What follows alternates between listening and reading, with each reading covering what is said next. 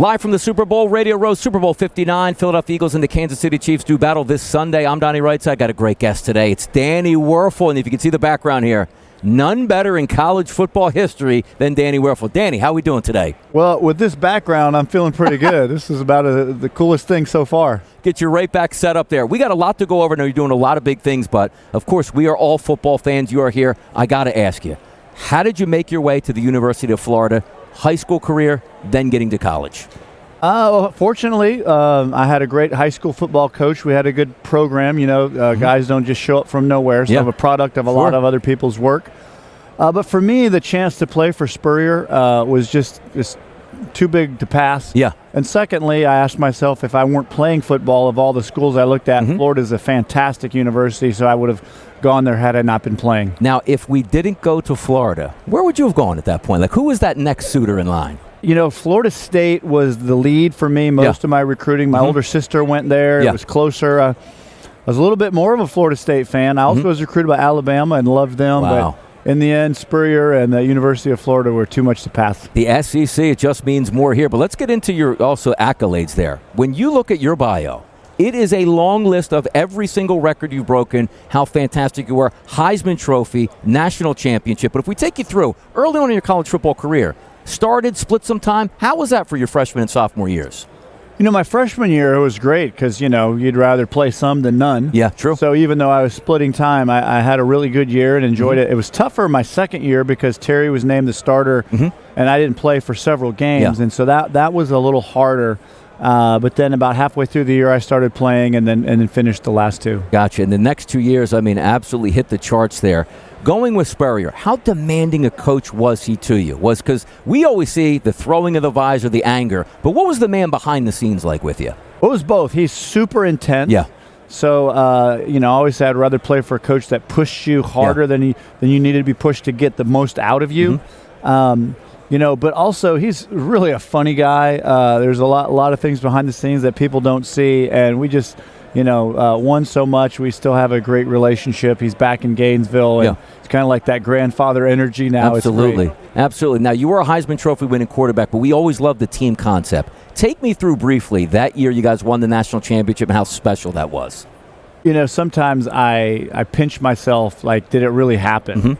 You know, that year in particular is magical. We were undefeated, and then we lose to Florida State the last game of the season, which for all intents and purposes gets you out of it. But several strange things happened. We got another shot at Florida State. We beat our arch rival here in New Orleans at the Sugar Bowl for the national title. My last college football game, it's like a script that you wouldn't believe because it was too good to be true. Yeah. Now, winning the Heisman, going to New York, what was that experience like? Like, you were the best college football player on the planet.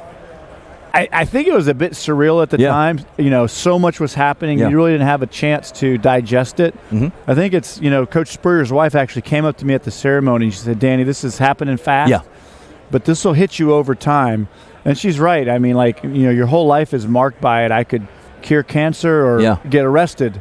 And I'd either way still be known as the Heisman Trophy winner. Absolutely. I mean, it's a unique club there that you are certainly in. You get to the pros, you have some success there. But I also wanted to talk to you about this. What you're doing now may be more meaningful than what you were doing in your playing time. Talk about what you're up to now with the Huddle for Health. Well, I appreciate that. So my foundation, the Wuerffel Foundation, inspiring service, unity, and health in the world. And I've learned as a football player, you can't do anything without a great team. And so we have some new friends and partners that we're linking up with. The first is IS Nation. So IS Nation is an online platform. Think of it like an app, sports, relationship, positivity. This is like, instead of like the Instagrams or the Snapchats, you want to send your kids to IS Nation. So it's a really awesome, positive energy movement there. And then Huddle for Health is kind of birthed out of the NFL Alumni Health, where they're trying to really educate and inspire people towards healthy living, different resources that are out there and services. And so they're going to be putting their content on the IS Nation. And so the Wuerffel Foundation is excited about partnering with these groups. You know, there's a lot of things that people struggle with, mental health, physical health, suicide, depression rates are really high.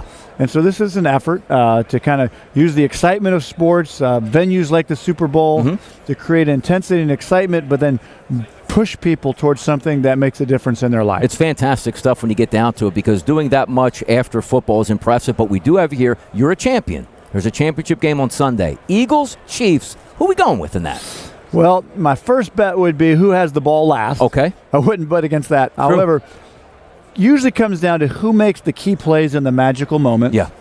And there's a certain guy out there for Kansas City, the quarterback, who tends to make the plays when they matter time and time again. It's almost like we're watching a video game, the plays that he makes. So I'd have a hard time betting against the Chiefs. I do think for sure the Eagles could win this. In fact, I'm kind of pulling for the Eagles, but if I had to bet, I wouldn't bet against the Chiefs. Hard to bet against the Chiefs. But this guy knows about winning big games in New Orleans, no doubt about it. Great, Danny Wuerffel. Fantastic to have you here. Thanks, Appreciate Donnie. you stopping by the set. Appreciate you. Take care.